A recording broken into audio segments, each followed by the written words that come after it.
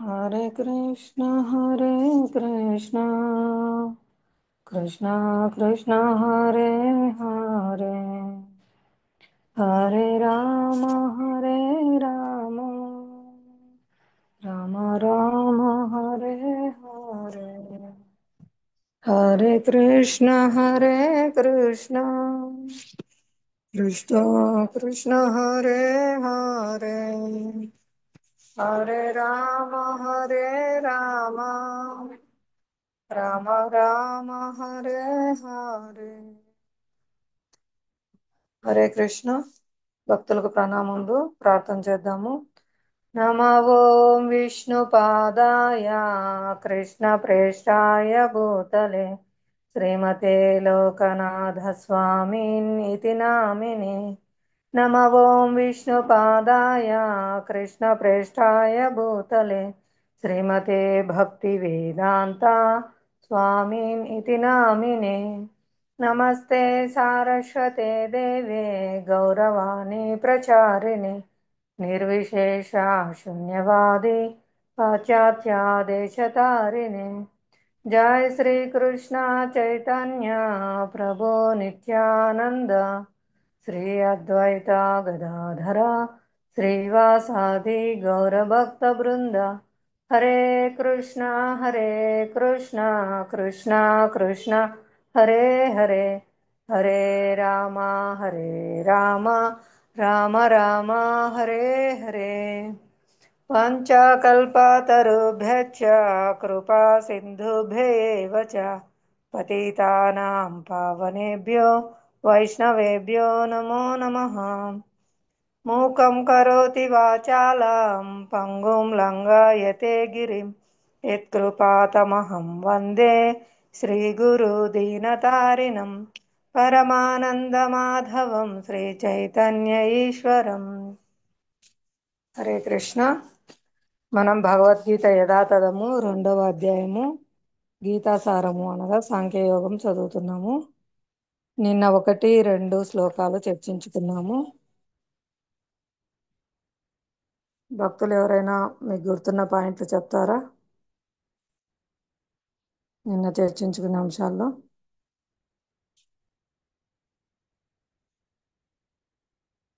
హరే కృష్ణ.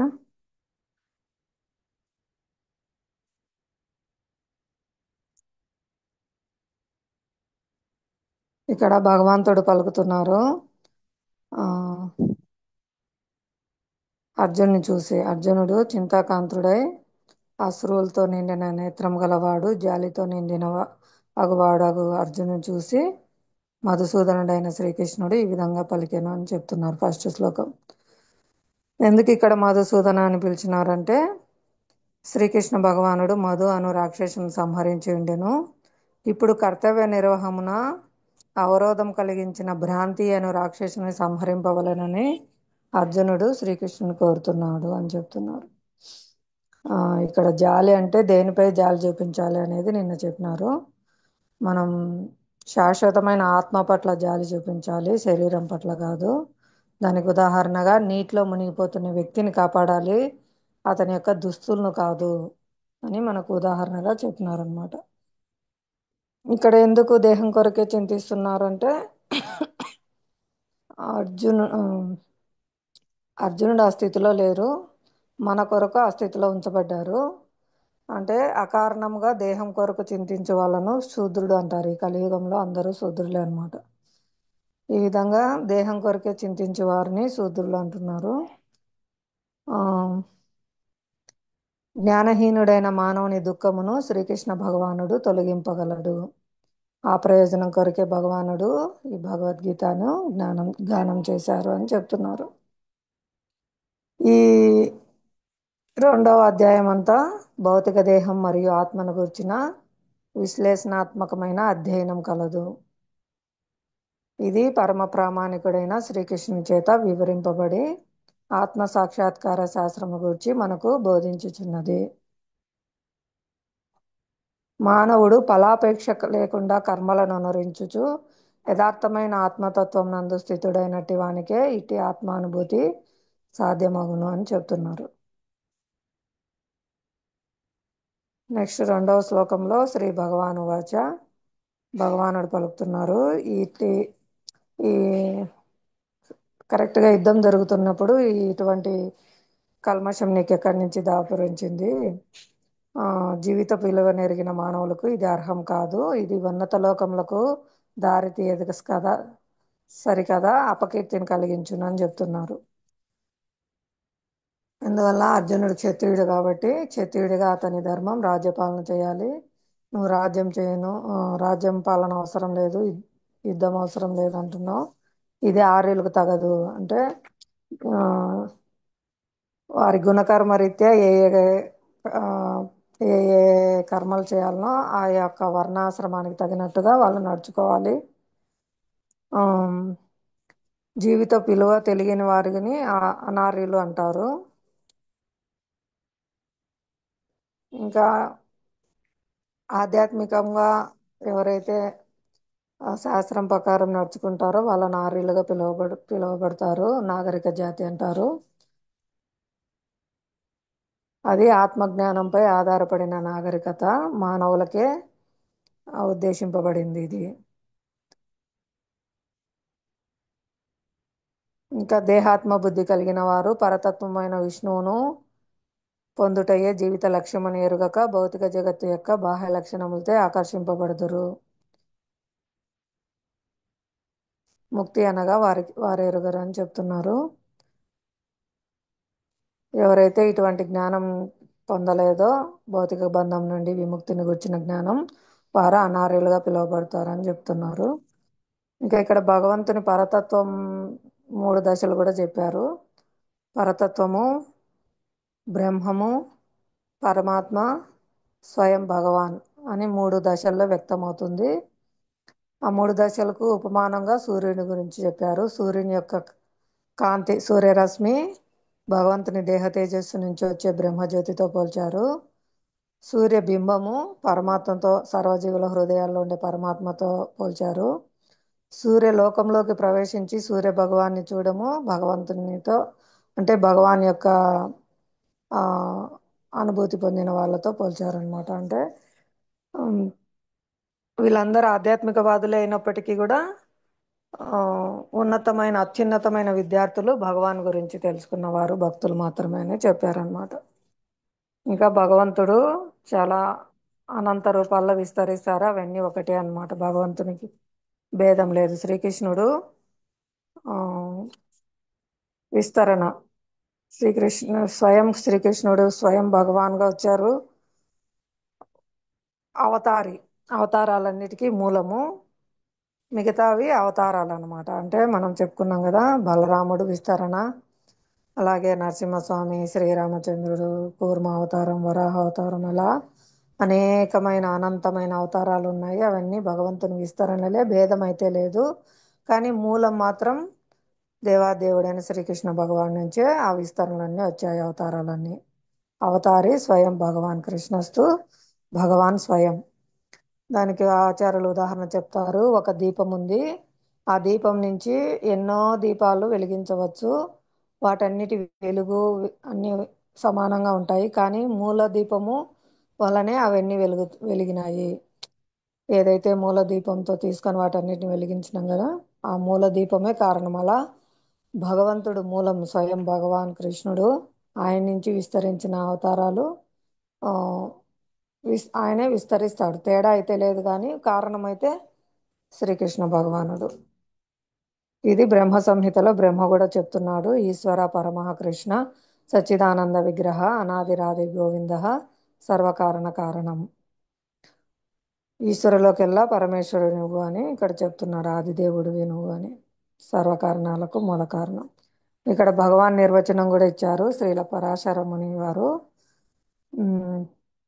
ఎంతోమంది ధనవంతులు, గొప్ప శక్తివంతులు, సౌందర్యవంతులు, కీర్తివంతులు, జ్ఞానవంతులు ఉంటారు, కానీ అన్ని లక్షణాలు పూర్ణంగా మేమే కలిగి ఉన్నామని ఎవరు చెప్పలేరు.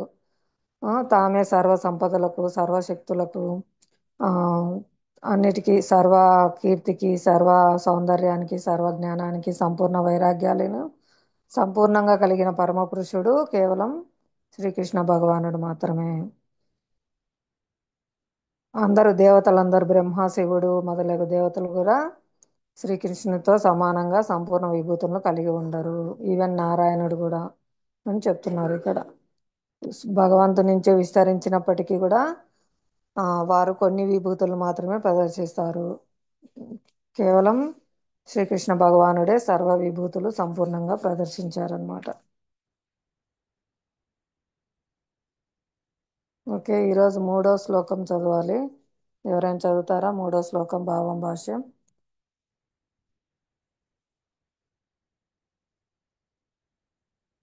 హరే కృష్ణ.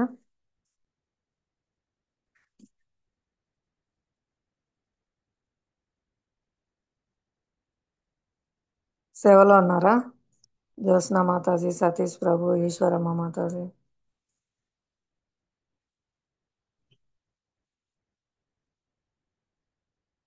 హరే కృష్ణ. శ్రీమద్ భగవద్గీత యథాతథము 2వ అధ్యాయము గీతాసారము 3వ శ్లోకము. క్లైబ్యం మాస్మగమః పార్థ నైతత్వాయుపపద్యతే క్షుద్రం హృదయ దౌర్బల్యం త్వక్తోతిష్ట పరంతప. ప్రతిపదార్థం భావం భాష్యం శ్రీల ప్రభుపాదుల ద్వారా శ్రీల ప్రభుపాదుల వారికి జై. క్లైబ్యం నపుంసకత్వం మాస్మగమః పొందకము పార్థ ఓ పృథాకుమార ఏతత్ ఇది త్వయి నీకు నా ఉపద్యతే తగినది కాదు క్షుద్రం తుచ్చమైన హృదయ దౌర్బల్యం హృదయ బలహీనతను త్వక్త విడిచి ఉత్తిష్ట లెమ్ము పరంతప శత్రువులను దండించువాడా. ఓ పార్థ పతన కారణమైన ఈ నపుంసకత్వమునకు లొంగకుము, ఇది నీకు తగదు. ఓ పరంతప ఇట్టి తుచ్చమైన హృదయ దౌర్బల్యమును విడిచి వెంటనే లెమ్ము. భాష్యము. ఇక్కడ అర్జునుడు పృథాకుమారునిగా సంబోధింపబడినాడు. పృథ శ్రీకృష్ణుని తండ్రి అయిన వసుదేవునికి సోదరి కనుక అర్జునుడు శ్రీకృష్ణునితో రక్త సంబంధమును కలిగి ఉన్నట్లు తెలియచున్నది. క్షత్రియుని పుత్రుడు యుద్ధం చేయుటకు నిరాకరించినచో అతడు నామమాత్ర క్షత్రియుడగును. అట్లే బ్రాహ్మణ పుత్రుడు పాపవర్తనను కలిగి ఉన్నచో అతడు నామమాత్ర బ్రాహ్మణుడగును. అట్టి క్షత్రియుడును బ్రాహ్మణుడును తమ తండ్రులకు తగిన పుత్రులు కాజాలరు. కనుకనే అర్జునుడు అనర్హుడైన క్షత్రియ పుత్రునిగా నుండుటకు శ్రీకృష్ణుడు అంగీకరింపలేదు. అర్జునుడు శ్రీకృష్ణునికి మిక్కిలి ఆప్తమిత్రుడు. అంతేకాకుండా శ్రీకృష్ణుడు ప్రత్యక్షంగా రథం నందుండి అతనికి మార్గం నిర్దేశించుచుండెను. ఇన్ని అవకాశములు ఉన్నప్పటికీ అర్జునుడు యుద్ధమును త్యజించినచో అతడు అపకీర్తిని కలిగించు కార్యం చేసిన వాడగును. కనుకనే శ్రీకృష్ణుడు అట్టి ప్రవృత్తి అర్జునుని వ్యక్తిత్వమునకు తగదని చెప్పి ఉండెను. పూజ్యులైన భీష్ముడు మరియు బంధువుల పట్ల తనకు గల ఉదార స్వభావం చేత తాను యుద్ధమును త్యజించుచున్నానని అర్జునుడు వాదింపవచ్చును. కానీ అట్టి ఔదార్యం కేవలము హృదయ దౌర్బల్యమేనని శ్రీకృష్ణుడు భావించెను. ఏ ప్రామాణికుడును అజ్ఞానంతో కూడిన అట్టి ఔదార్యంను ఆమోదింపడు. కనుక అర్జునుని వంటి వ్యక్తులు అట్టి ఔదార్యమును లేక అట్టి నామమాత్ర అహింసను శ్రీకృష్ణుని ప్రత్యక్ష నిర్దేశమున వెంటనే విడువవలెను. హరే కృష్ణ. క్షత్రియుడు కాబట్టి ఇక్కడ కృష్ణ భగవాన్ చెప్తున్నాడు, పతన కారణమైన ఈ నపుంసకత్వానికి లొంగకు, ఇది నీకు తగదు. పరంతప అంటే శత్రువులను తప్పింపజేసేవాడు, దండించేవాడు.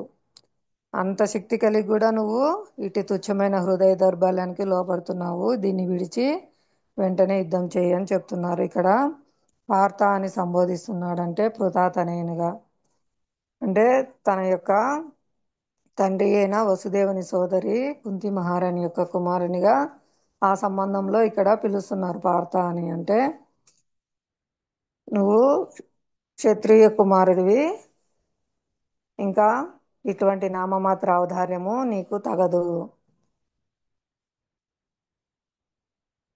ఎందుకంటే యుద్ధం చేయడానికి నిరాకరించడం క్షత్రియుని యొక్క ధర్మం కాదనమాట. ఎవరైనా యుద్ధానికి ఆహ్వానించినా జూదానికి ఆహ్వానించినా క్షత్రియుడు వెనకడుగు వేయకూడదని ఇంతకుముందే చెప్పబడింది శాస్త్రంలో. కాబట్టి ఆ యుద్ధానికి నిరాకరించడము క్షత్రియ ధర్మం కాదని చెప్తున్నారు. అట్లే బ్రాహ్మణ పుత్రుడు పాపవర్తన కలిగి ఉన్నచో అతడు నామమాత్ర బ్రాహ్మణుడగును. అంటే గుణకర్మ రీత్యా ఎవరైతే ఆ లక్షణాలు కలిగి ఉండరో వాళ్ళు పుట్టుకతో మేము బ్రాహ్మణ, మేము క్షత్రియ అని చెప్పుకోవడానికి లేదు. వాళ్ళ గుణకర్మ రీత్యా ఆ విధమైన కార్యాలు చేయాలి, ఆ విధమైన లక్షణాలు కలిగి ఉండాలి. ఇంకా అందుకని అర్జునుడు అనర్హుడైన క్షత్రియ పుత్రునిగా ఉండుటకు శ్రీకృష్ణుడు ఇక్కడ అంగీకరించలేదు. శ్రీకృష్ణునికి అర్జునుడు మిక్కిలి ఆప్తమిత్రుడు. ఇంకా భగవంతుడు ప్రత్యక్షంగా ఆ రథం నందుండి అతనికి మార్గనిర్దేశం చేయుచున్నాడు. ఇంత గొప్ప అవకాశం ఎవరికి రాదు కదా, స్వయం భగవానుడే రథసారథి మార్గనిర్దేశం చేయడము. అటువంటి భగవంతుని మార్గనిర్దేశంలో ఉండి కూడా ఈ విధంగా యుద్ధం త్యజించుట అర్జునునికి అపకీర్తి కలిగించును. కాబట్టి అట్టి ప్రవృత్తి అర్జునుని వ్యక్తిత్వానికి తగదని ఇక్కడ శ్రీకృష్ణ భగవానుడు చెప్తున్నారనమాట.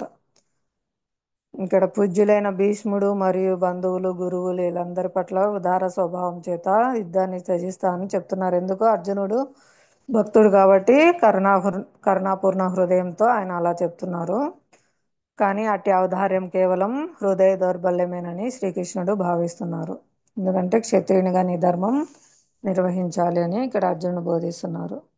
వర్ణాశ్రమ విధి ధర్మాలు పాటించాలని, వైదిక శాస్త్రాన్ని అనుసరించి బ్రాహ్మణ, క్షత్రియ, వైశ్య, శూద్ర, బ్రహ్మచారి, గృహస్థ, వానప్రస్థ, సన్యాస ఈ ధర్మములను వారి వారి యొక్క గుణకర్మరీత్యా, వారి ఆశ్రమ ధర్మరీత్యా వాళ్ళు పాటించాలని ఇక్కడ భగవంతుడు మనకు తెలియజేస్తున్నారు అన్నమాట. అలాగే ఏ ప్రామాణికుడు అంటే శ్రీకృష్ణ భగవాన్ అనుసరించేటి గురు పరంపరలోని ప్రామాణికులు ఎవరు కూడా దీన్ని అంగీకరించరు అని చెప్తున్నారు. అంటే ఎవరైతే వర్ణాశ్రమ విధులను త్యజిస్తారో వాటిని ప్రామాణికులు అంగీకరించరు అని చెప్తున్నారు. కాబట్టి ఇక్కడ అర్జునులు అటువంటి వ్యక్తులు ఎవరైనా సరే నామమాత్ర ఔదార్యాన్ని, నామమాత్ర అహింసను శ్రీకృష్ణుని ప్రత్యక్ష నిర్దేశంన వెంటనే విడవవలెను అని కూడా చెప్తున్నారు. కలిగి ఉండరని కాదు, త్రిగుణాల ప్రభావం వలన లోనవుతారు. కానీ మార్గనిర్దేశంలో, ఆచార్యుల మార్గనిర్దేశంలో మనము అటువంటి దుర్బలత నుంచి బయటపడాలి, వాళ్ళ యొక్క మార్గనిర్దేశాన్ని స్వీకరించాలి అని కూడా ఇక్కడ మనకు ఉపదేశిస్తున్నారు. హరే కృష్ణ. ఈ 3వ శ్లోకం గురించి ఎవరైనా ఇంకా వివరించాలనుకునేవారు మీరు విన్నది ఆచార్యం నుంచి చెప్పండి. హరే కృష్ణ.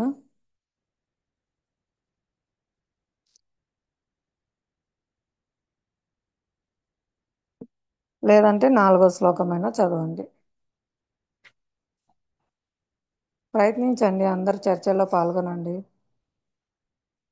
చాలా ముఖ్యమైన అంశాలు చెప్పారు 3వ శ్లోకంలో కూడా. ప్రతి ఒక్క శ్లోకంలో ముఖ్యమైన అంశాలు చెప్తూనే ఉన్నారు.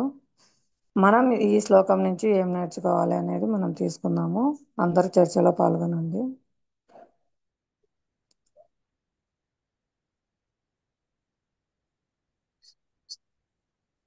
హరే కృష్ణ. సరే, అయితే 4వ చదవండి. అర్జున ఉవాచ.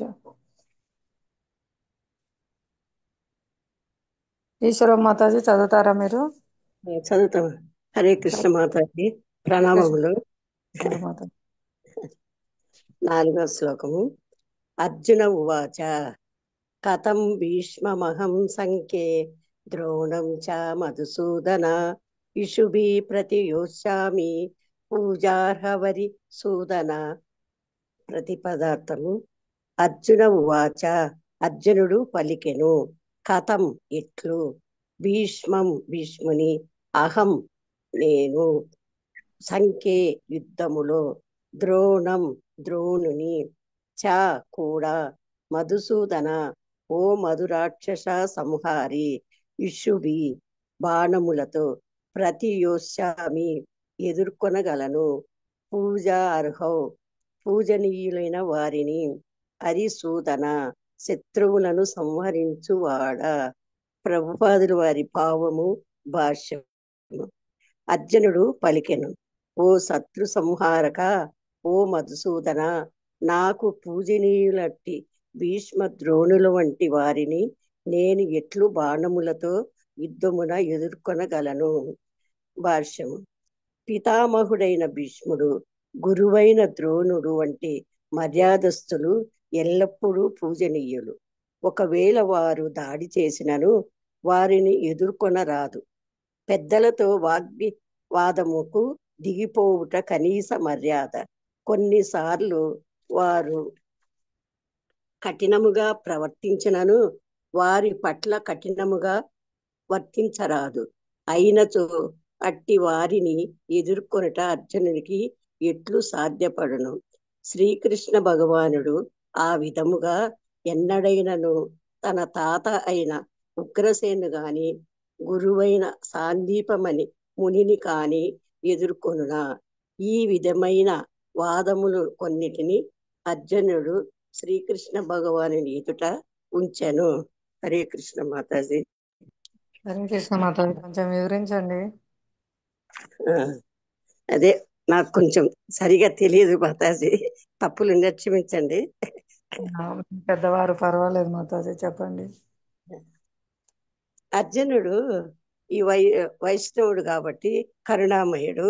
ఆయన పెద్దలను ఎలా ఎదుర్కొనవాలి, నాకు వాళ్ళ మీద బాణాలు ఎలా వేయాలి, వాళ్ళు ఎప్పుడు నాకు పూజనీయులు, వాళ్ళు దాడి చేసినా నేను వేయకూడదు, వాళ్లకు సేవ చేయాలనే భావంతో ఇక్కడ అర్జునుడు ఉన్నాడు. అర్జునుడు శ్రీకృష్ణ భగవానుడు కూడా వాళ్ళ తాతగారైన ఉగ్రసేను, గురువైన సందీప మునిని కూడా ఎంతో మర్యాదగా గౌరవంగా చూసుకున్నారు. వాళ్ళు చెప్పిన ఆదేశాలే చేసినారు. కాబట్టి మీరు అట్లా చేసినారు కదా, నేను ఎలా చేయాలని అర్జునుడు కృష్ణ భగవాన్ని అడుగుతున్నాడు మాతాజీ. హరి బోల్, ధన్యవాదాలు మాతాజీ. మీ దగ్గర నుంచి మేము నేర్చుకోవాలా, మమ్మల్ని ఆశీర్వదించండి మీరు. అయ్యయ్యో రామ రామ, అంత లేదు మాతాజీ, నాకేమి రాదు అసలు. మంచిగా తెలుసు, మంచిగా పాటిస్తున్నారు. మేము అన్ని తెలుసు, నేనైతే అన్ని తెలుసుకొని కూడా ఏం పాటించడం లేదు. నన్ను ఆశీర్వదించండి. హరే కృష్ణ. మీ దగ్గర మేము చాలా నేర్చుకోవాలి. రోజు క్లాసు మేము అక్కడ కీర్తన పోతున్నాం మాతాజీ క్లాసులో, అందువల్ల కొంచెం అటెండ్ కాలేకపోతున్నాము. ఆ గుళ్ళో పోతానే కీర్తన పెడతాన్నారు 1 గంట. హరి బోల్, హరి బోల్. కీర్తన అయ్యే లోపల క్లాస్ మాకు మిస్ అవుతుంది మాతాజీ. బాగా చేస్తున్నారు, సంతోషం. హరి బోల్. హరే హరే కృష్ణ. ఇంకా ఎవరైనా 5వ శ్లోకం చదువుతారా?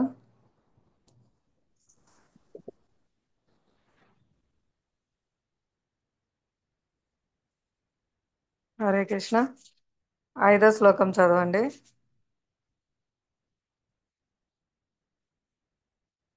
హరే కృష్ణ మాతాజీ, ప్రణామం. హరే కృష్ణ మాతాజీ, ప్రణామాలు. గురు సహత్వా హి మహానుభావాన్ శ్రేయో భోక్తుం భైక్ష్వమపి మహీహ లోకే హత్వార్థ కామాస్తు గురూని హైవ భుగ్నీయ భోగాన్ రుధిర ప్రదిగ్ధాన్. గురువులైన మహాత్ముల జీవితములను పణముగా పెట్టి జీవించుట కంటెను ఈ లోకమున భిక్షమెత్తి జీవించుట ఉత్తమమైనది. ప్రాపంచిక లాభమును కోరుచున్నప్పటికీ వారందరూ పెద్దలే. వారిని వధించినచో మేము అనుభవించు సమస్తమును రక్త పంకిలమగును. భాష్యము. శాస్త్రాదేశములను అనుసరించి ఘోరమైన కార్యములకు పాల్పడుతూ యుక్తాయుక్త జ్ఞానమును కోల్పోయిన గురువును త్యజింపవచ్చును. దుర్యోధనుని నుండి ఆర్థిక సహాయమును పొందుచుండుట చేత భీష్మ ద్రోణులిరువురును అతని పక్షమును వహింపవలసి వచ్చినది. కానీ కేవలము అట్టి ఆర్థిక కారణములచే వారట్టి పరిస్థితిని అంగీకరింపకుండా ఉండవలసినది.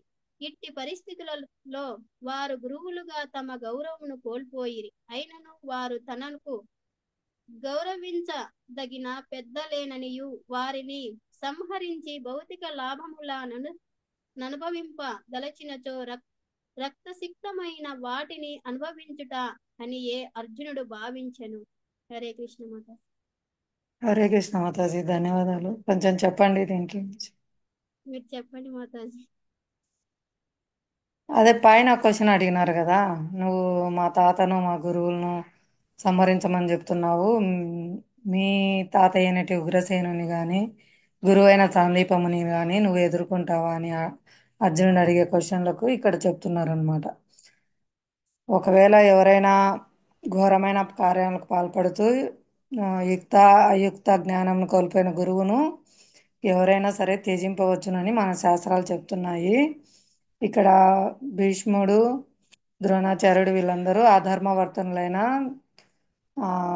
దుర్యోధనుని ఆర్థిక సహాయంన దేహపోషణ చేసుకుంటూ వారు నిండు సభలో ద్రౌపదిని అవమానిస్తున్నప్పుడు ఆపడానికి ఎటువంటి ప్రయత్నం చేయలేదు కాబట్టి వాళ్ళు శిక్షార్హులు. కాబట్టి వాళ్ళని త్యజించవచ్చు. శాస్త్రానుసారము వాళ్ళు వాళ్ళ యొక్క కర్తవ్య నిర్వహణ నిర్వహించలేదు కాబట్టి వాళ్ళను త్యజించవచ్చు, సంహరించవచ్చు అనేది ఇక్కడ మనకు తెలియజేస్తున్నారు అనమాట. ఇంకా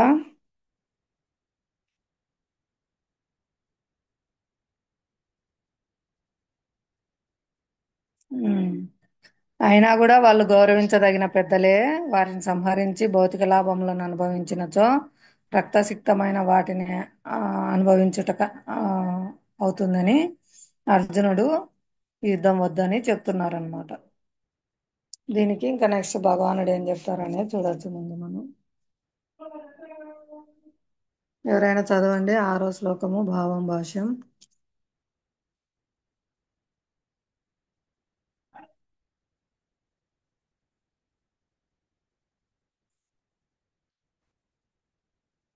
హరే కృష్ణ. హరే కృష్ణ మాతాజీ, ప్రణామాలు. ప్రణామాలు మాతాజీ.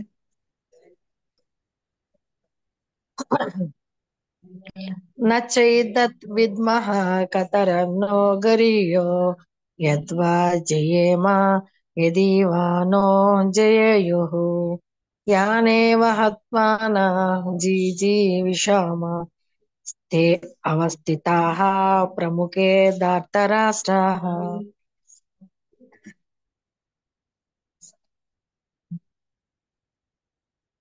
భావము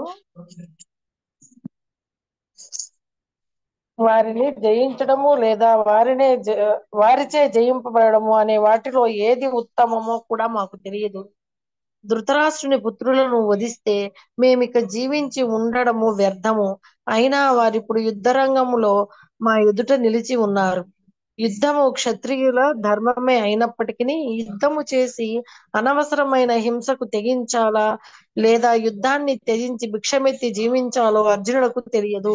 ఒకవేళ అతడు శత్రువుని జయించకపోతే భిక్షాటనమే అతనికి జీవిక అవుతుంది. ఇరు పక్షాలలో ఎవరైనా విజేతగా కావచ్చును కనుక విజయము సునిశ్చితము కూడా కాదు. ఒకవేళ విజయము వారి కొరకు వేచి ఉన్నా యుద్ధములో ధృతరాష్ట్ర పుత్రుడు మరణిస్తే వారు కూడా లేకుండా జీవించడము అంతే అతి కష్టం అవుతుంది. అటువంటి పరిస్థితుల్లో అది వారికి వేరొక రకమైన అపజయమే అవుతుంది.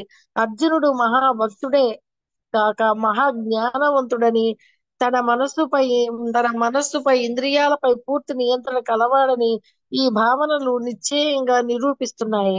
రాజవంశంలో జన్మించినప్పటికీ భిక్షమెత్తి జీవించాలనే అతని కోరిక వైరాగ్యానికి మరొక చిహ్నము. ఈ గుణాలు వాటితో పాటు శ్రీకృష్ణుని ఉపదేశ వాక్కులపై ఉన్నట్టి విశ్వాసము సూచించున్నట్లుగా అతడు నిజంగా ధర్మాత్ముడు. అందుకే అర్జునుడు ముక్తికి పరమయోగ్యుడని నిర్ణయించబడింది. ఇంద్రియాలు నిగ్రహింపబడినదే జ్ఞాన స్థాయికి ఎదిగే అవకాశము లేదు. ఇక జ్ఞానము లేనిదే భక్తి లేనిదే ముక్తికి అవకాశమే లేదు. లౌకిక సంబంధాలతో తనకు గల అపరిమిత విశేషాలతో పాటుగా ఈ గుణాలన్నింటిలోనూ అర్జునుడు యోగ్యుడు. హరే కృష్ణ మాతాజీ. హరే కృష్ణ మాతాజీ, కొంచెం వివరించండి. అదే మాతాజీ, అర్జునుడు ఇక్కడ ఏం చేయాలో కూడా అతనికి తెలియక అతను ఏంటంటే పూర్తిగా వైరాగ్యంలోకి వెళ్ళిపోయినట్టుగా ఉన్నాడు మాతాజీ. అంటే ఇంద్రియ ఆసక్తి లేకుండా తయారైపోయాడు. కానీ అర్జునుడు ఆ తెలియంది ఏంటంటే వాళ్ళు యుద్ధరంగంలో ఎవరు మరణించినా ముక్తి కృష్ణుడు అదే ముక్తి పొందుతారనేది విషయాన్ని మర్చిపోయాడు తను. తన చేత చంపబడ్డా ఎవరి చేత చంపబడ్డా ఆ వాళ్ళు యుద్ధ రంగంలో ఉన్న వాళ్ళు కురుక్షేత్ర రంగంలో ఉండేవాళ్ళు ముక్తిని ముక్తిని సంపాదిస్తారని అతను కనుక్కోలేక పూర్తి వైరాగ్యంలోకి వెళ్ళిపోయాడు మాతాజీ. ఏంటంటే అతను పెద్దల పట్ల విధేయత ఎక్కువ కలిగి ఉన్నాడు కాబట్టి ఆ విధంగా ఆలోచిస్తున్నాడు. ఏంటంటే రాజ్యం లేకపోయినా ఏదైనా కూడా భిక్షమెత్తుకునైనా జీవిస్తాను గాని వీళ్ళని మాత్రం చంపలేను, చంపకూడదు అని భావిస్తున్నాడు మాతాజీ. పూర్తి వైరాగ్యంలో ఉన్నాడు మాతాజీ. హరే కృష్ణ. హరే కృష్ణ మాతాజీ, ధన్యవాదాలు. హరే కృష్ణ. ఇక్కడ భక్తుని యొక్క లక్షణాలు కూడా చెప్తున్నారు.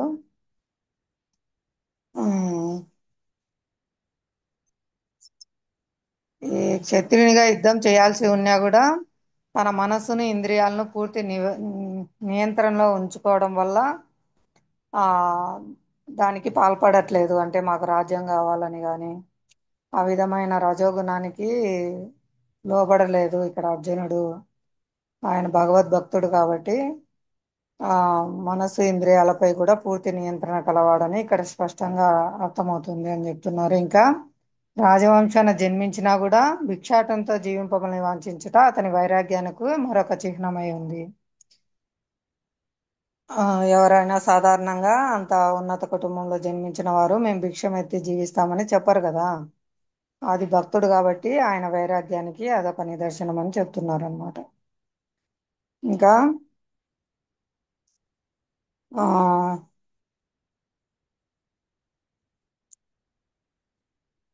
కాబట్టి అర్జునుడు నిజమైన ధార్మికుడు మరియు ముక్తి పొందటానికి అర్హుడు అని కూడా ఇక్కడ స్పష్టంగా చెప్తున్నారు. ఎందుకంటే అతని ఆధ్యాత్మికాచార్యుడైన శ్రీకృష్ణుని బోధనలపై అతనికి విశ్వాసం ఉంది, శ్రద్ధ ఉంది కాబట్టి తాను శిష్యునిగా మారి నాకు ఏది మంచిదో తెలియట్లేదు, నువ్వు నాకు మార్గనిర్దేశం చేయి, నువ్వు చెప్పినట్టు నేను నడుచుకుంటా అని శరణాగతి పొందుతున్నారు. కాబట్టి అర్జునుడు ముక్తి పొందడానికి అర్హుడు అని చెప్తున్నారు ఇక్కడ. ఈ విధంగా ఎవరైతే మనస్సును ఇంద్రియాలను నిగ్రహించకుండా జ్ఞానస్థితికి ఉద్ధరింపబడే అవకాశమే లేదు, జ్ఞానం మరియు భక్తి లేనిదే ముక్తి నొందు అవకాశం లేదు. ఇవన్నీ మనకు ఎలా ప్రాప్తిస్తాయి? కేవలం ఆధ్యాత్మికాచార్యుని ఆశ్రయించడం ద్వారా, అతని బోధనను శ్రద్ధతో వినడం ద్వారా, వాటిని స్మరించడము, వాటిని అనుసరించడానికి ప్రయత్నించడం ద్వారా మనం కూడా ఉద్ధరింపబడతాం అన్నమాట. కేవలం ప్రామాణికమైన గురు పరంపరలోని ఆచార్యులను ఆశ్రయించడం ద్వారానే ఇదంతా సాధ్యపడుతుంది. లేదంటే వాళ్ళు ఉద్ధరింపబడే అవకాశమే లేదు అని చెప్తున్నారు.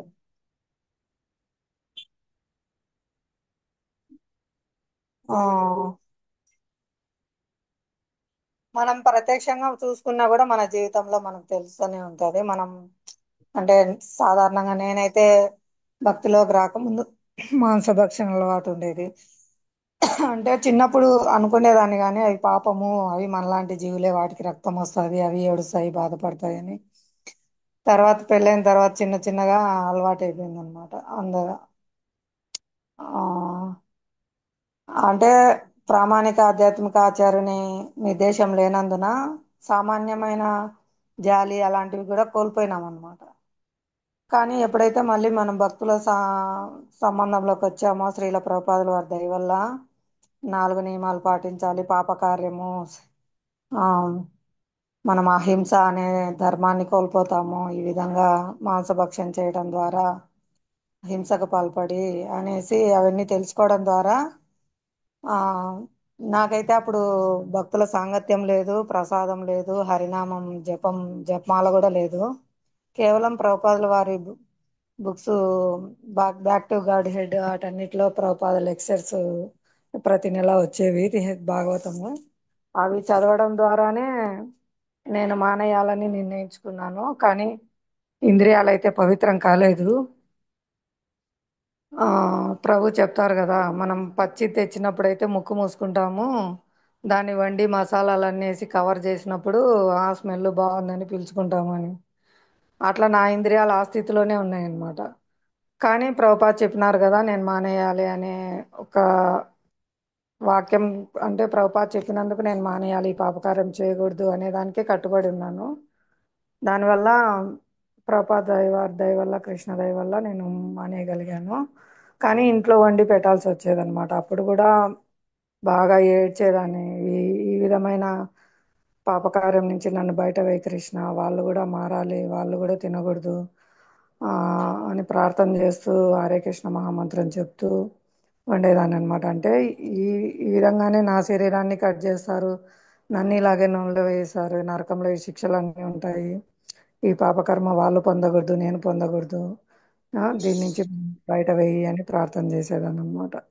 ఆ విధంగా భగవంతుడు సర్వజీవుల హృదయాల్లో ఉంటాడు కాబట్టి మన హృదయంలో ఉండే ప్రార్థన ఆయన వింటాడు, వాళ్ళ హృదయాల్లో మార్పు తీసుకొని వస్తారు అనమాట. ఇది ప్రభుజీ ఎప్పుడు చెప్తారు. మీరు డైరెక్ట్గా ఎప్పుడు చెప్పొద్దు, మీరు భగవంతునికి విన్నవించుకోండి, భగవంతుడు వాళ్ళ హృదయాల్లో పరమాత్మగా ఉన్నాడు, వాళ్ళ హృదయాల్లో మార్పు తీసుకొస్తారు అని. ఆ విధంగా మా ఇంట్లో మా ప్రభుజీ ఆయనంతటా ఆయనే, నేను నిన్ను ఇబ్బంది పెట్టను, మాంసం గుడ్లు ఇంటికి తీసుకురాను, నువ్వు బాగా చేసుకుంటున్నావు అని చెప్పేసి మానేసినారు అనమాట. బాగా 4-5 సంవత్సరాలు అసలు ఇంటికి తీసుకురాలేదు. అంటే అంత శక్తి, ఇంద్రియాలను నిగ్రహించుకునే శక్తి కృష్ణుడే ప్రసాదిస్తారు. ఆ ఆ విధంగా ఆచార్యుల అనుగ్రహం వల్ల కృష్ణుని అనుగ్రహం మనం పొందగలుగుతాం అన్నమాట. మనకి ఎటువంటి శక్తి ఉండదు, ఎటువంటి ఆ, జ్ఞానం ఉండదు, కేవలం ఆచార్యుల అనుగ్రహం ద్వారానే మనకు జ్ఞానము, శక్తి, ఆచరణ అన్నీ కూడా లభిస్తాయి అన్నమాట. బుద్ధి, భగవంతుని చేరడానికి గల బుద్ధిని అన్నిటిని కూడా ఆచార్యులు అనుగ్రహిస్తారు. మనం ఇచ్చే గౌరవ మర్యాదలు మన పైన ఉండే వారి ద్వారా, మన శిక్షా గురువు, మన గురువు ద్వారా భగవంతుని చేరుతాయి పరంపరలో. అలాగే భగవంతుని నుంచి శక్తి, ఆశీర్వాదాలు కూడా మనకు పరంపరలో వస్తాయి కిందికి, మన గురువు ద్వారా మనకు లభిస్తాయి అన్నమాట. ఇది నా నా జీవితంలో జరిగిన ఒక ఎక్స్పీరియన్స్. మీకు కూడా చాలా ఎక్స్పీరియన్స్లు ఉంటాయి, అందరూ చెప్పండి, చర్చలో పాల్గొనండి. చాలా ముఖ్యమైన శ్లోకాలు మనం అధ్యయనం చేయాలని చెప్తారు కదా. మనం ఏం నేర్చుకున్నాం, మనం ఎలా ఎంతో కొంత లాభం అయితే ప్రతి ఒక్కరు పొంది ఉంటారు ఇస్కాన్లకు వచ్చి గురువుని ఆశ్రయించడం ద్వారా. అందరూ మీ అనుభవాలు పంచుకోండి. హరే కృష్ణ.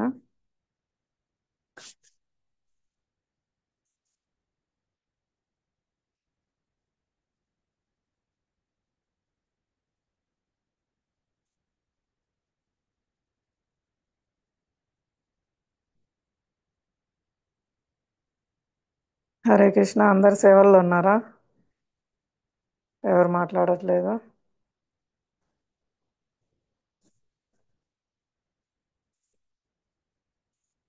హరే కృష్ణ మాతాజీ చెప్పండి. అదే మాతాజీ, మన జీవితంలో మనం ఏం పొందినాం కృష్ణ చైతన్యంలోకి రావడం ద్వారా? ముందు ఎలా ఉన్నాయి మన ఇంద్రియాలు, మన మనసు, ఇప్పుడు ఎలా ఉంది ఆచార్యుల నిర్దేశంలో కృష్ణ చైతన్యం ఆచరిస్తుంటే? నా అదే మాతాజీ, ఉదాహరణ అప్పుడు పూర్తి వ్యతిరేకం కదా మాతాజీ. లేవడమే 8, లేవడం, పేపరు, కాఫీ కప్పు. ఇప్పుడు ఇవన్నీ ఇంద్రియాలన్నీ ఒక దీనికి వచ్చాయి కదా మాతాజీ. అవన్నీ బలవంతంగా ఇప్పుడు 3 గంటలకు లేవడం, స్నానాలు చేయడం, దేవుడి దగ్గర కూర్చోవడం, మంగళహారతులు ఇవన్నీ ఉంటాయి కదా మాతాజీ. అప్పటికి ఇప్పటికి పూర్తిగా వ్యతిరేకం మాతాజీ. అప్పుడంటే మన ప్రెసిడెంట్ అయ్యే ఉండే, అందులో మా ప్రభు అంత తక్కువ తిన, నేను మాత్రం ఫుల్ అట్లా ఉండేదన్నమాట. ఇప్పుడు అవన్నీ వెళ్ళిపోయినాయి కదా. అవన్నీ వెళ్ళిపోయి వాటి బదులు తులసి పూలు అవి వీటితో ఉన్నాయన్నమాట. ఆ, ప్రసాదాలతో. అలాగే ప్రతి దాంట్లో కూడా చైతన్యమే మాతాజీ, ప్రతి దాంట్లో కూడా మార్పు అనేది. హరే కృష్ణ. హరి బోల్. అదే మాతాజీ, ఇక్కడ ఆధ్యాత్మికాచార్యుని బోధనల పట్ల విశ్వాసము మరియు శ్రద్ధ అనేవి మనల్ని ధార్మికులుగా మారుస్తుంది అని కూడా ఇక్కడ చెప్తున్నారు. ఇంకా వాళ్ళు ముక్తికి అర్హులు అలాంటి శ్రద్ధ గలవారు ముక్తికి అర్హులని కూడా ఇక్కడ చెప్తున్నారు. ఆ విధంగా ఇంద్రియాలను నిగ్రహింపకుండా ఎవరు జ్ఞానస్థితికి ఉద్ధరింపబడే అవకాశం లేదు, మరియు జ్ఞానం మరియు భక్తి లేనిదే ముక్తి నందు అవకాశం లేదని ఇక్కడ చెప్తున్నారు. అందుకే ఇక్కడ జీవన్ముక్తులు భక్తులు అని చెప్పేది, అంటే వాళ్ళు జీవించి ఉండగానే ముక్తులైనారు ఇవన్నీ పాటించడం ద్వారా. ఇదంతా కేవలం ఆచార్యుని అనుగ్రహం ద్వారానే లభిస్తుందని కూడా ఇక్కడ చెప్తున్నారు. ఎందుకంటే అతని నుంచి శ్రవణం చేయడం ద్వారానే ఇవన్నీ పాటించడానికి మనకు వారి యొక్క ఆశీర్వాదము శక్తి వలనే ఇవన్నీ జరుగుతాయన్నమాట. హరే కృష్ణ, ధన్యవాదాలు. ఇంకా ఎవరైనా చెప్పండి, మైక్ అడ్మిట్ చేసుకొని. చిన్న చిన్న విషయాలైనా చెప్పండి, పెద్దయే జరగాల్సిన అవసరం లేదు, చిన్న మార్పులైనా సరే చెప్పండి. హరే కృష్ణ.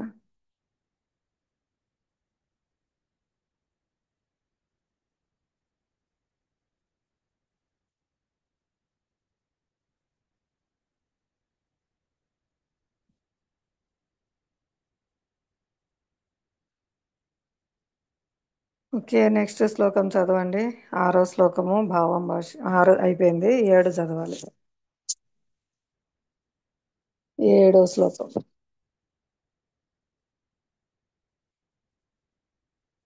ఇది పెద్దది భాష్యము, ఒక్కొక్క పేర ఒక్కొక్కరు చదవండి.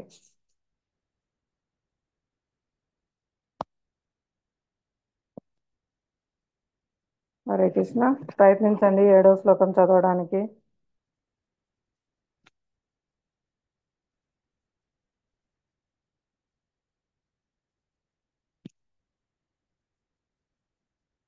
సరితామాత చదవగలుగుతారా మీరు?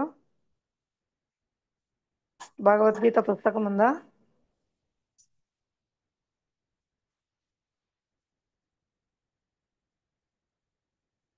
హరే కృష్ణ, ఎవరైనా చదివిన వాళ్ళైనా సరే చదవచ్చు. నాగమణి మాతాజీ, జ్యోత్స్నా మాతాజీ, కళా మాతాజీ.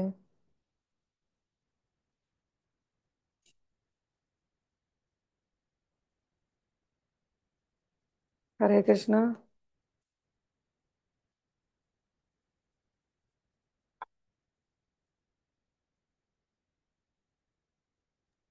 హరే కృష్ణ మాతాజీ. చదవండి మా ప్రణామం.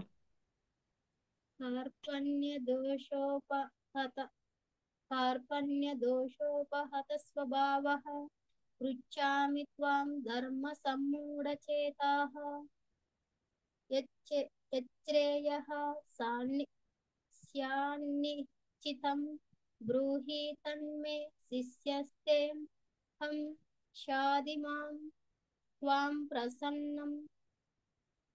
నా యందలి కార్పణ్య దోష కారణమున నేనిప్పుడు నా స్వధర్మ విషయమున మోహము చెంది శాంతిని కోల్పోయి తిని.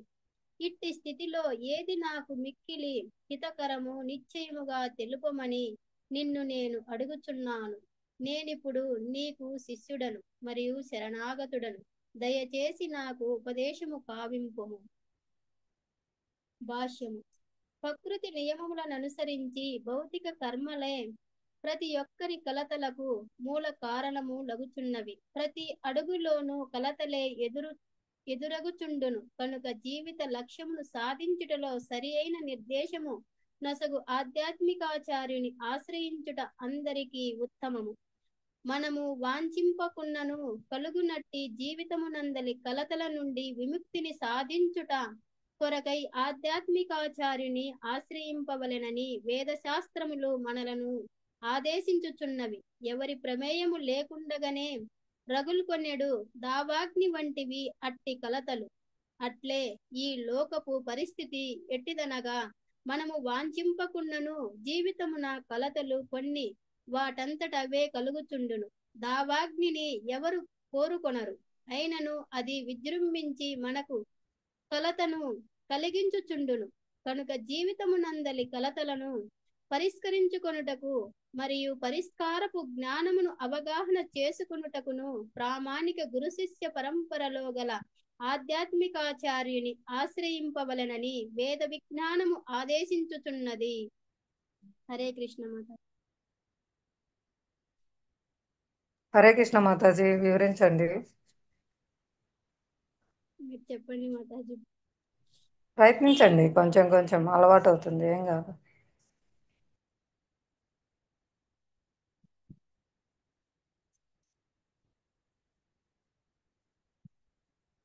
నా యందలి కార్పణ్య దోష కారణమున నేనిప్పుడు నా స్వధర్మ విషయం మోహము వలన నా స్వధర్మ విషయం నేను కోల్పోయినాను. అంటే నాలో విషయాన్ని నేను, నా ధర్మం ఏంటి అని నేను కోల్పోయినానని ఇక్కడ చెప్తున్నారు. ఇట్టి స్థితిలో ఏది నాకు మిక్కిలి హితకరమో నిశ్చయమో మీరే అని కృష్ణుని శరణాగతి పొంది, నేను నీ శిష్యుడని నేను శరణాగతును, దయచేసి నాకు ఎలా చేయాలో మీరే నాకు ఉపదేశించాలని ఇక్కడ కృష్ణ భగవాన్ని అడుగుతున్నాడు మాట. హరే బాబు. సరే కృష్ణ మాట, మీరు చెప్పండి మాట. ఇక్కడ లోభముతో, లోభం అంటే మనకు దేహ సంబంధంలో లోభం వలన అని ఇక్కడ చెప్తున్నారు. అంటే ఆ, భౌతికమైన లాభం ఉంటుంది కదా, అంటే ఈ రాజ్యం వస్తుంది కానీ వీళ్ళందరూ చనిపోతారు, నేను ఎవరికి ప్రదర్శించాలా, ఎవరితో పంచుకోవాలా, అందరు మిత్రులందరూ బంధువులందరూ మరణిస్తారు.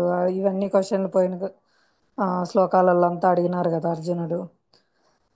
ఇవంతా దేహానికి సంబంధించినది, ఇది నాలో వచ్చిన లోభము అని భక్తుడు కాబట్టి గుర్తించినారు. కాబట్టి ఈ కలతలన్నిటి కారణము నా యొక్క లోభం వలన అని గుర్తించి దీన్ని తొలగించమని, నాకేది మిక్కిలి హితకరమో శ్రేయస్సో నిశ్చయంగా, అంటే ఇక్కడ అర్జునుడు స్నేహబంధంతో నువ్వు ఇంకా ఆ ఆ యొక్క స్నేహబంధంలో గట్టిగా చెప్పలేరు కదా, దాని నుంచి బయటికి వచ్చి నేను శిష్యుని అవుతున్నాను, నీకు శరణాగతుణ్ణి, ఇప్పుడు మన యొక్క మాటలు గంభీరంగా ఉండాలి, నాకు ఏది మిక్కిలి హితకరమో ఖచ్చితంగా చెప్పు అని అడుగుతున్నారు అనమాట.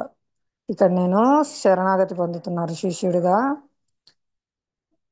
శిష్యుడు అంటే శాసనాన్ని పాలించేవాడు అనమాట, శిక్షణ తీసుకునేవారు. కాబట్టి గురువు యొక్క ఆజ్ఞను నేను పాటించడానికి సిద్ధంగా ఉన్నానని శరణాగతి భావనతో చెప్తున్నారు. నాకు ఇప్పుడు ఏం అర్థం కాలేదు, నేనేం చేయాలనో నువ్వు శాస్త్రానుసారం ఖచ్చితంగా నాకు తెలియజేయి అని ఇక్కడ శరణాగతి పొందుతున్నారు అనమాట, గురువుగా స్వీకరించారు. కాబట్టి మన జీవిత లక్ష్యాన్ని సాధించటంలో సరి అయిన మార్గనిర్దేశం నసుగు ఆధ్యాత్మికాచార్యని ఆశ్రయించుట అందరికీ ఉత్తమం అని కూడా చెప్తున్నారు ఇక్కడ. దానివలన ఏమవుతుంది, జీవితంలో ఉండే కలతల నుంచి విముక్తి సాధిస్తాము. అట్లా విముక్తి సాధించాలనుకునే వాళ్ళు ఖచ్చితంగా ఆధ్యాత్మికాచార్యని ఆశ్రయించాలని వేదశాస్త్రాలు చెప్తున్నాయి. తద్విజ్ఞానార్థం స గురుమేవాభిగచ్చేత్. ఖచ్చితంగా వాళ్ళు ఆధ్యాత్మికాచార్యుని, ప్రామాణిక ఆచార్యుని ఆశ్రయించాలని ఇక్కడ వేదశాస్త్రాలు కూడా మనకు బోధిస్తున్నాయి. ఇంకా ఈ భౌతిక జగత్తు స్థితి ఎటువంటిదంటే ఎవరి ప్రమేయం లేకుండానే రగులుకొనేది దావాగ్ని వంటిది. అలా మన కలతలు వస్తూనే ఉంటాయి, వీళ్ళ వల్ల వాళ్ళ వల్ల అని చెప్పడానికి లేదు. ఈ భౌతిక జగత్తు స్థితి అటువంటిది. కాబట్టి ఇక్కడ కలతలు వస్తూనే ఉంటాయి. వాటి నుంచి బయటపడాలంటే మనం ప్రామాణిక ఆధ్యాత్మికాచార్య నిర్దేశంలో స్వీకరించాలి.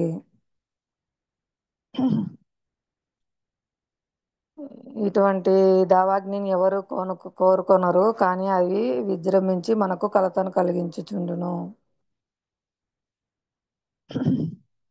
ఈ మధ్య చూసినాం కదా మనము, లాస్ ఏంజల్స్లో దావాగ్ని చెలరేగి మొత్తం అంతా ఎట్లా కాలిపోయిందో.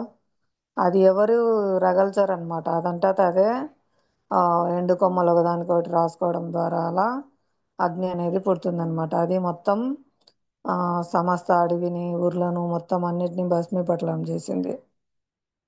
కాబట్టి అలా ఉంటాయి మనకి భౌతిక జగత్తులో కలతలు వస్తూనే ఉంటాయి ఒకదాని తర్వాత ఒకటి. సముద్రంలో అలలకు అంతం లేనట్టు ఈ త్రివిధ తాపాలు, ఆది ఆధ్యాత్మిక, ఆది భౌతిక, ఆది దైవిక కష్టాలు, ఈ విధంగా మనకు ఈ భౌతిక జగత్తులో జన్మ మృత్యు జరా వ్యాధులు, ఇలా మనకు దుఃఖాలు ప్రాప్తిస్తూనే ఉంటాయి అన్నమాట. కాబట్టి వీటన్నిటి నుంచి మనము బయటపడాలి అంటే మనం ప్రామాణిక ఆధ్యాత్మికాచార్యుని ఆశ్రయించాలి, వారి నిర్దేశాన్ని స్వీకరించాలి. తప్పకుండా ఇది చేయాలి. అలాగే భౌతిక కలతల ఎందే ఉండిపోకూడదు అని కూడా ఇక్కడ చెప్తున్నారు. అదే ఈ శ్లోకం యొక్క సారాంశం అని కూడా తెలియజేస్తున్నారు. హరే కృష్ణ. నెక్స్ట్ పారాగ్రాఫ్ చదవండి.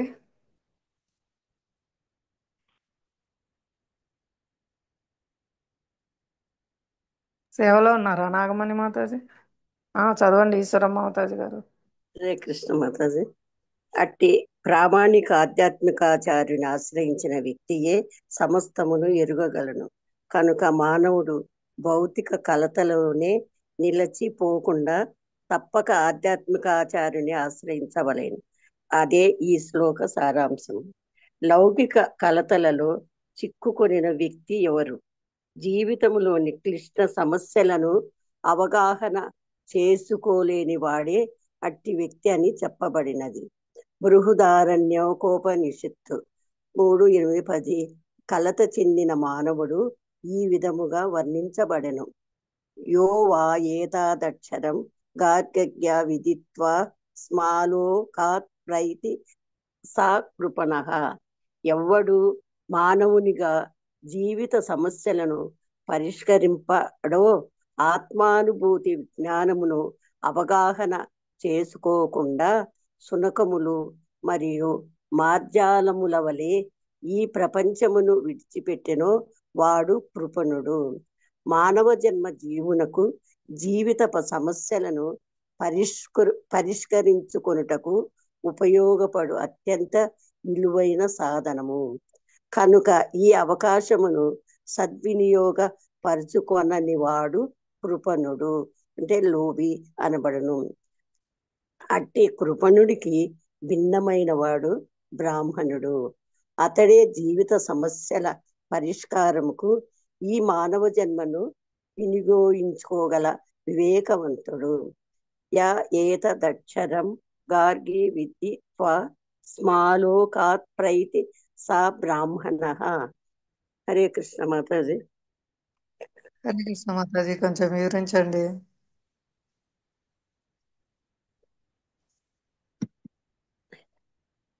మన జీవితంలో మన తప్పక ఆధ్యాత్మిక ఆచార్యుణ్ణి ఆశ్రయించవలేను. ఆయన ఆశ్రయించితే మనము కృష్ణుడి పట్ల ప్రేమయుక్తి సేవ చేయగలుగుతాము. అదే భగవంతుణ్ణి చూసేందుకు మనం ప్రయత్నించకూడదు. భగవంతుడే మమ్మల్ని చూసేటట్లు మనం చేసుకోవాలి. మనం రోజు గుడికి వెళ్ళి హారతి, మంగళహారతి, క్లాసులు, అన్ని శ్రవణ కీర్తనము, వైష్ణవుల సేవ చేస్తే మనకు భగవంతుడు మన మీద కొంచెం కరుణ కలిగి ప్రేమ అన్ని ఉంటాడు. అదే ఎప్పటికీ ఆధ్యాత్మిక ఆచార్యుడు మనకు గురువు ఉపదేశాలు అనుసరించాల. అటువంటి లౌకికలతో చిక్కుకున్న వ్యక్తి ఎవరంటే ఏమి నాకు గుడి ఎందుకు, మాకు ఎప్పుడు పనే ఎక్కువ, మేము ప్రొద్దున లేచి పనికి పోవాలా, మాకు డబ్బులు ముఖ్యము అనేవాళ్ళు వాళ్ళకి ఎంత చెప్పినా వాళ్ళు అర్థం చేసుకోలేరు. వాళ్ళు ఎప్పుడు ఈ మానవ జన్మలో ఈ మృత్యు జరాజరిలో తిరగడము పోవడము అదే వాళ్ళకు ఇది అయిపోతాయి. ఎప్పుడు డబ్బుల గురించి ఆలోచన. వాళ్ళు ఈ జీవితం ఏం జరుగుతుంది, ఎలా ముగుస్తుంది అనే అర్థం కాదు. చెప్పినా కూడా వాళ్ళు వినరు. మాకు డబ్బే ముఖ్యము, గుడికి పోతే ఏమొస్తుంది, ఎప్పుడు హరే రామ హరే కృష్ణ అంటే మాకు జీవితం ఎలా జరుగుతుంది అనే అవగాహన వాళ్ళకు రాదు. అటువంటి వాడిని ఇక్కడ మానవ జన్మ తెలియదు కాబట్టి కృపణుడు లోబి అని కూడా చెప్పినారు. సమస్యను పరిష్కరించే అత్యంత విలువైన మనము ఈ అవకాశము బ్రాహ్మణుడికి తెలుస్తుంది. ఈ జీవిత సమస్యలు పరిష్కారము ఎట్లా నిష్కరించాలని బ్రాహ్మణుడికి అన్ని సమస్త వైదిక శాస్త్రాలు చదవడం వల్ల, ఆయన చెప్పి అందరికీ అర్థం చేసేటట్టు చెప్పడం వల్ల ఆయనకి అర్థమవుతుంది అని కూడా ఇక్కడ చెప్పినారు మాతాజీ. హరే కృష్ణ.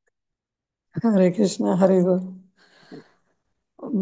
ఇక్కడ యుద్ధం చేస్తున్నారు అర్జునుడు, క్షత్రియుడు. ఆయన ఏం పనులు వదిలిపెట్టలేదు కదా, పనులు చేసుకునే వాళ్ళకి చెప్పాలా. నన్ను స్మరిస్తా యుద్ధం చేయని చెప్పినాడు కృష్ణుడు. అర్జునుడు యుద్ధం చేయనంటే చెయ్యి అని చెప్పినాడు. మిమ్మల్ని ఏం పనులు వదిలేయమనలేదు. మీ పని చేసుకుంటానే పలకండి హరే కృష్ణ మంత్రం అని చెప్పండి. అంతే.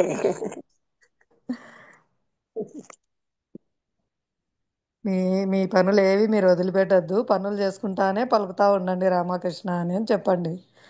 చెప్తారు కదా మాతాజీ. కొంతమంది వింటారు, కొంతమంది వినరు. మాకు అదే ముఖ్యం అంటారు. అట్లా నిదానంగా కొంచెం ఓర్పుగా కూడా మనం చెప్పాలా. వాళ్ళు ఆ, ఎప్పుడో ఒకసారి దారిలోకి వస్తారు. చెప్తా ఉంటే ఎప్పుడో ఒకసారి వింటారు మాతాజీ. మన ధర్మము. మీరేం పనులు ఏం వదిలిపెట్టద్దు, పనులు చేసుకోండి లక్షణంగా. పని చేసుకుంటానే పలుకుతా ఉండండి, నోరైతే ఖాళీగానే ఉంటది కదా. ఉమ్, ఉంటా ఉండండి హరినామము అని చెప్పండి. అదే అది బెస్ట్ చెప్తా. ఏంటంటే వాళ్ళకి లాభాలన్నీ చెప్పాలన్నమాట బాగా.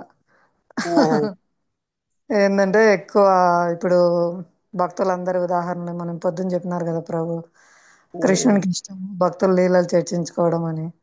ఈ పాండవులే ఉన్నారు, వాళ్ళకి ఎన్ని కష్టాలు వచ్చినా ఎలా బయటపడినారు? కృష్ణుని ఆశ్రయించడం ద్వారా. ద్రౌపది మాత అంత పెద్ద కష్టం నుంచి ఎలా బయటపడింది? గోవిందా అని నామం ఆర్తిగా పిలిచింది కాబట్టి. అంటే నామస్మరణ చేస్తే మన కష్టాలు అన్నీ పోతాయి. ప్రహ్లాద్ మహారాజు ఉన్నారు, ఆయన స్వయం తండ్రే ఎన్ని కష్టాలు గురి చేసినారు. నామంలోనే భగవంతుడు రక్షించినారు, నారాయణ నామంలోనే. అంటే మీ పనులు చేసుకుంటానే మీరు పరుగుతా ఉండండి గోవింద నారాయణ కృష్ణ రామ అని. పని అంతే. చేసుకుంటానే పరుగుతా ఉండండి అని చెప్పాలి. ఉహు. అని ఆ, భక్తులు ఉదాహరణ చూపియాల వాళ్ళందరూ. ఇప్పుడు ఆ మనం ఇప్పుడు ఇటీవల కాలంలో చూస్తాం శ్రీరామదాసు. ఆయన తానే ఎన్ని కష్టాలు పెట్టినారు జైల్లో వేసి. ఎవరు రక్షించింది? హరినామమే రక్షించింది, రామనామమే. కాబట్టి వాళ్ళకి ఇలా చిన్న చిన్న భక్తుల ఉదాహరణలు కూడా చెప్పాలా. మనం ఎంత పని చేసుకుంటానే రామనామం పలుకుతా ఉంటే మనకు రక్షణ పొందుతాము. మీకు అన్ని కార్యాలు సఫలమవుతాయి, మీరు అన్నిట్లో జయాన్ని పొందుతారు. మీకు సంపద విజయము అన్ని వస్తాయని చెప్పినారు కదా కృష్ణుడు. ఎత్ర యోగేశ్వర కృష్ణ ఎత్ర పార్థో ధనుర్ధర తత్ర శ్రీ విజయోర్భూతి దువాని తిర్మ తిర్మమ. ఎక్కడ అర్జునుడు ఉంటాడో, ఎక్కడ యోగేశ్వరుడు అని కృష్ణుడు ఉంటాడో అంటే అతని నామరూపంలో వాళ్ళకు సంపద విజయము నీతి అన్ని కూడా అక్కడ ఉంటాయని చెప్తున్నారు. కాబట్టి శ్రీకృష్ణుని పూజిస్తే మీకు లక్ష్మీదేవి అనుగ్రహం కూడా పొందుతారు, అన్ని సంపదలు వస్తాయి, అంతా సర్వం జయమవుతుంది అని వాళ్ళకి చెప్పాలన్నమాట. లాభాలు చెప్తే అవునా లక్ష్మీదేవి అనుగ్రహం ఇంత సులభంగా పొందొచ్చా అని వాళ్ళకి అర్థం. హరినామం చెప్పడం ద్వారా. హరే కృష్ణ. అదే. ధన్యవాదాలు మాతాజీ. హరి బోల్. కేవలం భక్తుల అనుగ్రహం ద్వారానే ఇవన్నీ తెలిసినాయి, లేకపోతే నేను కూడా చాలా ఘోరమైన పరిస్థితిలో ఉన్నాను అనమాట. అందరం అంతే మాతాజీ. ఏదో మీరన్నా దేవుని మీరన్నా పెద్దవాళ్ళు, మీకు తెలిసింటది కొంచెమన్నా చిన్నప్పటి నుంచి ధార్మికంగా జీవించింటారు. నేనైతే మాత్రం చాలా తమోగుణంలో రజోగుణంలో ఉన్నాను అనమాట. పిల్లల్ని స్కూల్కి పంపించడము, టీవీ పెట్టుకొని కూర్చోవడము, చాలా ఘోరం పరిస్థితుల్లో ఉన్నా. అందరం అసలు అంతేలే మాతాజీ. ఈ మాకైనా కొండపేటలో ఈ గుడి పెట్టడం వల్ల కూడా కొంచెం మేము రా పోయి కృష్ణ చైతన్యంలోకి ఏదో ఒకటి మా జీవితం మార్పు వచ్చింది మాతాజీ. ఆ కేవలం భక్తుల దయ వల్ల మాత్రమే తెలిసిందనమాట. ఇప్పుడు మళ్ళీ ఇట్లా క్లాసు భక్తుల వల్ల రోజుకు ఒక విషయం వినగలుగుతాను ప్రతి ఒక్క భక్తుల చేత. నామామృతం చేత ఎన్ని విషయాలు వింటాము. ఈ జూమ్ క్లాస్ లో కూడా ఏదో ఇంట్లో ఉన్నా కూడా ఇప్పుడు మేము నాకేం పని లేకున్నా కూడా ఇవన్నీ అన్నా వినగలుగుతాండ, అర్థం చేసుకోగలుగుతాను కొంచెం అన్నా. హరి బోల్. కేవలం వైష్ణవుల యొక్క కృప. అదే వైష్ణవ మీ దయ. కృప వల్ల, మధురేష్ ప్రభు కృప వల్ల, ఆ, మీ కృప మీరు చెప్పవడం వల్ల కూడా మాకు మాతాజీ, నేను మద్రేష్ ప్రభు వల్ల సేవా అవకాశం పొందినాను. ఇలా చెప్పడం వల్ల నాలో మార్పు వస్తుందని ప్రభు దయతో ఇచ్చినారనమాట. విశదీకరించడం వల్ల మాకు కొంచెం బాగా అర్థమవుతా ఉంది మాతాజీ. లేదు మాతాజీ, ఊరికే జ్ఞానం సరిపోదు, విజ్ఞానం కావాలి, ఆచరించడం. మీరందరూ ఆచరిస్తున్నారు, నేను ఆచరించాలని నా కోసం ప్రార్థన చేయండి. నేను ఇప్పుడు భక్తులకు దూరం అయి బెంగళూరులో ఉన్నాను, ఆహా. ఒక్కదాన్ని కాబట్టి చాలా మాయా ప్రభావము తమోగుణంలో మునిగిపోతాను. భక్తుల అందుకే సాన్నిధ్యంలోనే భక్తి చేయగలం శక్తి ఉంటది మాతాజీ. నిజమే మాతాజీ. ఆ ఒంటరిగా ఉంటే చాలా కష్టం, పోరాడినట్టు ఉంటది ఎదురీత. భక్తుల సాంగత్యం వల్ల చాలా లాభం. చూడు, భక్తుల సాంగత్యం వల్ల మంగళారతికి పోతాము, కీర్తన వింటాము, వాళ్ళ ద్వారా క్లాస్ వింటాము, ప్రసాదం తీసుకుంటాము, హారతి, అన్ని అన్ని సేవలు సక్రమంగా జరిగిపోతాయి. ఉమ్. ఒక్కరుంటే ఇంట్లో సహకారం కూడా ఉండదు కదా. ఇంకా కష్టం ఒక్కరికి ఇంట్లో సహకారం లేని వాళ్ళకు. అయినా మీరు కూడా పూర్తిగా కృష్ణ చైతన్యంలో నిమగ్నులైనారులే మాతాజీ. ఆహా, ఎంత ఉన్నా కూడా భక్తుల సాంగత్యంలో ఉంటే ఆ బలం వేరన్నమాట. ఆ, బాగా అన్ని టైం టు టైం అన్ని జరిగిపోతుంటాయి. ఒక్కరము ఉన్నప్పుడు ఎక్కువ త్రిగుణాలకు లోబడుతుంటాం అన్నమాట. ఇంకా చాలా ఘోరమైన పరిస్థితి సోమరిని. హరే కృష్ణ. సరే, సమయం అయింది. ధన్యవాదాలు అందరికీ. ఆ, ధన్యవాదాలు. మాతాజీ నా కోసం ప్రార్థన చేయండి మాతాజీ, ప్లీజ్ మాతాజీ. హరే కృష్ణ. హరే కృష్ణ మాతాజీ. హరే కృష్ణ. అందరికి ధన్యవాదాలు. శ్రీమద్ భగవద్గీత యథాతథంకు జై. శ్రీమాన్ మధురేష్ ప్రభుజీకి జై. శ్రీల ప్రభుపాదకి జై. అనంత కోటి వైష్ణవ బృందకి జై. సమావేశమైన భక్త బృందకి జై. హరే కృష్ణ.